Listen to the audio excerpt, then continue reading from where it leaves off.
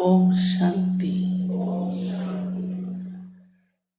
आज प्यारे बाबा ने हम बच्चों को रूप बसंत यह टाइटल दिया है कि तुम रूप बसंत हो। ये तो आप सबको मालूम ही है क्यों बाबा हमें रूप बसंत कहते हैं। क्योंकि रूप बसंत का अर्थ बहुत सुंदर है और बाबा हमें उसी ही भाव से देखते और वैसा ही हमें बनाते हैं। वास्तव में ये एक कहानी है जो आप सबको सुनाई हुई है, दो भाइयों की, और दोनों का आपस में बड़ा प्यार था। और रूप माना कि जो भाई था वो बोलता कम था, और जो बसंत था वो ज्ञान सुनाने में, माना अच्छी अच्छी बातें सुनाने में। जैसे कोई अच्छी बात सुनाते हैं तो वातावरण खुशहाल हो जाता है। बसंत माना ही क्या, बहार लाने वाला। तो उसकी ये विशेषता थी। और बाबा कहते हैं आप बच्चों में ये दोनों ही विशेषताएं हैं। आप रूप भी हो और बसंत भी हो। ऐसा समझते हो, हम दोनों ही हैं, रूप भी हैं बसंत भी हैं। हाँ, क्योंकि रूप भी होकर रहना है और बसंत भी। रूप माना जो योग युक्त है, तो उसका बाहरी रूप भी वैसा ही हो जाता है ना, शांत मूरत, हाँ, गंभीर मूरत। और बसंत माना जो अच्छी अच्छी बात से बाहर लाए, तो वो भी जरूरी है कि बाबा की अच्छी अच्छी बातें सुनाओ। तो ऐसे हमें अपने अंदर ज्ञानी और योगी, जो योगी है वो रूप है और जो ज्ञानी है वो बसंत है। और बाबा हमें ज्ञानी भी बनाता है, योगी भी बनाता है। इसलिए बाबा ने आज कहा है, बच्चे आपको सबको सुख देना है, किसको भी दुख नहीं देना है। दुख देना माना कांटा चुभोना। कांटा चुभता कितना कराहते हैं, हाँ?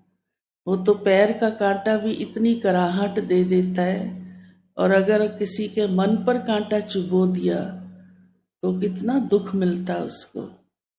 तो दुख देने से तो फिर क्या होगा, अपना ही खाता खराब होगा। इसलिए बाबा ने ये सावधानी भी दी है। और आजकल कई दिनों से बाबा हमें बार बार एक बात पर पक्का करा रहे हैं, पहलवान भी बना रहे हैं, अलर्ट कर रहे हैं। तो बाबा ने कहा है, माया बड़ी उस्ताद है ना उस्ताद। उस्ताद का काम क्या होता है, कोई ना कोई ऐसी बात पूछना जो फेल कर देना, ताकि वो पक्का हो जाए। तो माया उल्टी रीति से पक्का करने के लिए कोई ना कोई ऐसी अड़ंगी डालती है जो फेल करने की कोशिश करती है। इसलिए बाबा कहते कम नहीं है माया। तो बाबा तो उससे भी बड़ा उस्ताद है। वो फिर हमें ऐसा ट्रेंड करता है, इतना शक्तिशाली बनाता है, जो माया हमारा कुछ भी बिगाड़ नहीं सकती। चाहे कितना ही उल्टा रास्ता दिखाए, परंतु हम उस पर चलने वाले नहीं हैं। तो ये भी आज बाबा ने हम सबको फिर से ध्यान पर दिया है कि माया के चंबे में नहीं आना। और विशेष बात बाबा ने आज कहा है, मैं बच्चों का हाल चाल पूछता हूँ। क्या पूछता हूँ, खुश राजी हो? और बाबा अक्सर साकार में भी पूछा करते थे। आजकल तो पूछते हैं, पहले भी जमाने में जब भी कोई किससे मिलता है तो हाल चाल पूछता है। आजकल तो वो भी स्टाइल बदल गया है, फॉर्मल हो गया है, सिर्फ ऊपर ऊपर से, और आंसर भी ऊपर ऊपर से देते हैं, सच्चा देते ही नहीं। और सच्चा देने का जमाना भी नहीं रहा, और ही मजाक बनाएंगे। अरे इसका हाल इतना खराब है, कोई अपना दुखड़ा लेके बैठ जाए तो मालूम है कोई हल भी करने वाला नहीं होता। करता है कोई हल आपकी समस्या का? आपको खुद ही करना पड़ता है सब कुछ ना। और बाबा ने हम सबको ये भाग्य दिया है कि बाबा हमारा साथी बन जाता है ना।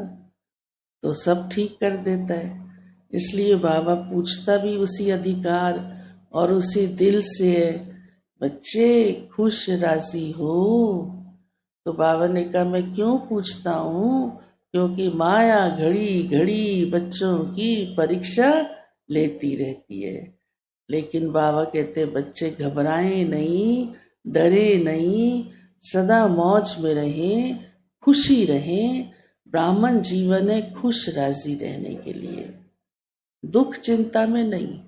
हाँ, गड़बड़ करेंगे तो खुशी गायब हो जाएगी, वो भी बाबा ने समझाया हुआ है।